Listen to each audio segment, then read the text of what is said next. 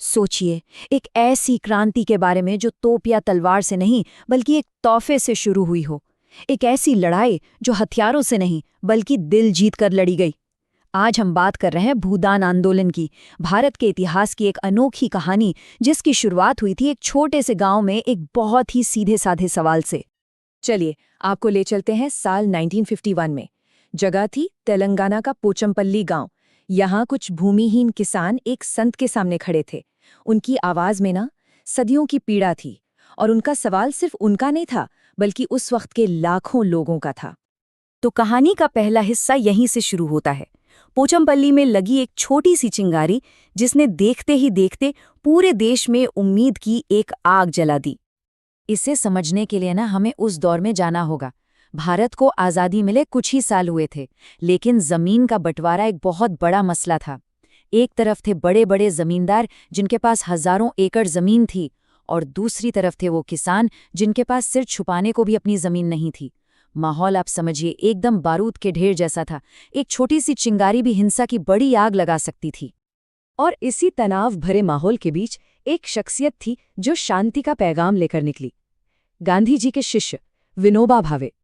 वो कोई नेता नहीं थे, वो तो गांव-गांव की धूल भरी सड़कों पर लोगों का दर्द सुनने निकले थे, सीधे उनसे बात करने। जब विनोबा ने किसानों की बेबसी सुनी तो उन्होंने वहां जमा भीड़ की तरफ देखा। उन्होंने कोई लंबा चौड़ा भाषण नहीं दिया, उन्होंने बस एक बहुत ही सीधा सा सवाल सबके सामने रख दिया।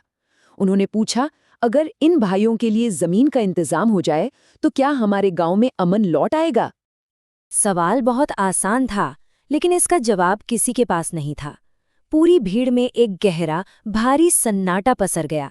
ऐसा सन्नाटा जिसमें सिर्फ नाउमीदी की आवाज गूंज रही थी। और फिर उसी सन्नाटे को चीरती हुई एक आवाज उठी। एक स्थानीय जमींदार थे, रामाचंद्र रेड्डी। वो खड़े हुए और उन्होंने जो कहा उस पर किसी को यकीन ही नहीं हुआ। उन्होंने कहा, मैं अपनी 100 एकड़ जमीन इन्हें दान में देता हूं। एक पल के लिए जैसे वक्त ही रुक गया। हर कोई हैरान था। ये कोई मामूली दान नहीं था, ये एक चमत्कार जैसा था। और बस इसी एक पल ने, एक इंसान के बदले हुए दिल ने भारत के सबसे अनोखे आंदोलनों में से एक को जन्म दिया। इसका नाम पड़ा भूदान, यानी जमीन का दान। लेकिन कहानियां खत्म कहाँ हुई थी? असल में ये तो बस शुरुआत थी।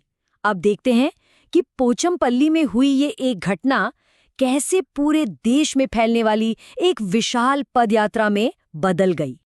विनोबा का रास्ता भी एक क्रांति का था, पर उनके हथियार बिल्कुल अलग थे। उनके पास न कोई सेना थी, न कोई सरकारी ताकत। उनका हथियार था प्रेम, और उनका तरीका था एक सीधी सीधी दिल से की गई विनती। वो जमींदारों से बस ये कहते, इन्हें अपना भाई समझिए और अपनी जमीन का कुछ हिस्सा इन्हें भी दे दीजिए जिनके पास कुछ नहीं है। और इसी एक विनती को लेकर वो चल पड़े। और ये कोई 2-4 दिन की यात्रा नहीं थी, ये एक तपस्या थी जो 1951 में शुरू हुई और लगातार पूरे 13 सालों तक चली, 1964 तक। जरा इस आंकड़े पर गौर कीजिए। इन 13 सालों में विनोबा भावे ने 70,000 किलोमीटर की दूरी पैदल तय की। पैदल मतलब ये धरती के लगभग 2 चक्कर लगाने के बराबर है। वो हर गांव गए, हर शहर गए, सिर्फ एक ही संदेश के साथ। तो सवाल ये है कि इस जबरदस्त पदयात्रा का नतीजा क्या निकला? नतीजा वाकई हैरान करने वाला था।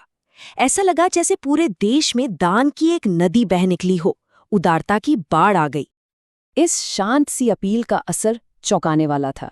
देश भर से कुल 44 लाख एकड़ जमीन दान में मिली। ये सब बिना किसी कानून के दबाव के, बिना किसी जोर जबरदस्ती के हुआ, सिर्फ एक इंसान के दिल से की गई अपील पर। अब अंदाजा लगाइए, 44 लाख एकड़ जमीन होती कितनी है? दुनिया में कई छोटे छोटे देश है ना, ये जमीन उनके कुल क्षेत्रफल से भी ज्यादा है। और ये सारी की सारी जमीन लोगों ने अपनी मर्जी से खुशी खुशी दान कर दी थी। पर यह आंदोलन यही नहीं रुका। इसका आइडिया और भी गहरा और बड़ा होता गया। ये भूदान यानी जमीन के दान से आगे बढ़कर ग्राम दान यानी गांव के दान तक पहुंच गया। अब लोग सिर्फ जमीन का टुकड़ा नहीं बल्कि पूरे के पूरे गांव सामूहिक मिल्कियत के लिए सौंप रहे थे। सोचिए कितना क्रांतिकारी विचार था ये। ग्रामदान का फलसफा बहुत ही गहरा था। इसका मानना था कि जमीन किसी एक इंसान की निजी संपत्ति है ही नहीं, बल्कि वो पूरे समाज का, पूरे गांव का साझा संसाधन है। ये एक ऐसे समाज का सपना था जहां जमीन झगड़े की जड़ ना बने, बल्कि लोगों को जोड़ने का जरिया बने।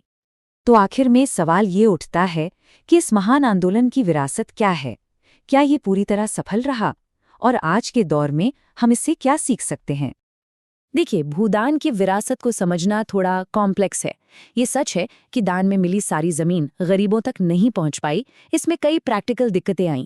लेकिन इस आंदोलन की सफलता को सिर्फ आंकड़ों में नहीं तौला जा सकता। इसकी सबसे बड़ी जीत थी अहिंसा की जीत। इसने ये साबित कर दिया कि बिना एक गोली चलाए भी बड़े से बड़ा बदलाव लाया जा सकता है। इसने संघर्ष की जगह सहयोग की भावना को जगाया।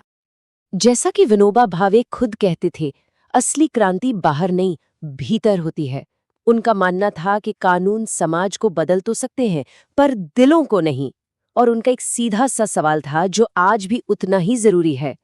अगर दिल बदल जाए तो देश बदलने से कौन रोक सकता है? आज जब दुनिया में हर तरफ इतना टकराव और हिंसा है, तो भूदान की ये कहानी हमें रुककर सोचने पर मजबूर करती है। क्या बदलाव का रास्ता हमेशा ताकत और तकरार से ही होकर गुजरता है, या फिर एक रास्ता वो भी है जो एक हथियार से नहीं बल्कि एक दिल से दिए गए तोहफे से शुरू हुआ था? ये सवाल भूदान आंदोलन आज भी हम सबसे पूछ रहा है।